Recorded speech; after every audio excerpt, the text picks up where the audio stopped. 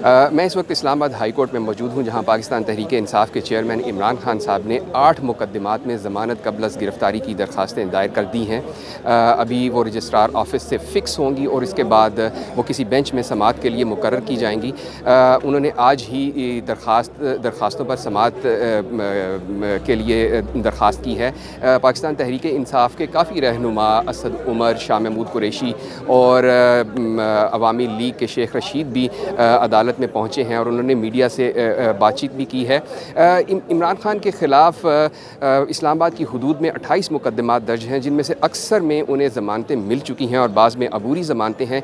ये 8 मुकदमात जो हैं, इनका ताल्लुक जुडिशल कॉम्प्लेक्स में उनकी पेशी से है, जहाँ पर तोड़ फोड़ हुई, जहाँ पर तशद्दुद किया गया, और उस हवाले से ये मुकदमात दर्ज हैं। आज समाअत होगी और आपको इंशाअल्लाह अपडेट करेंगे कि इन पर क्या पेशरफ्त होती है।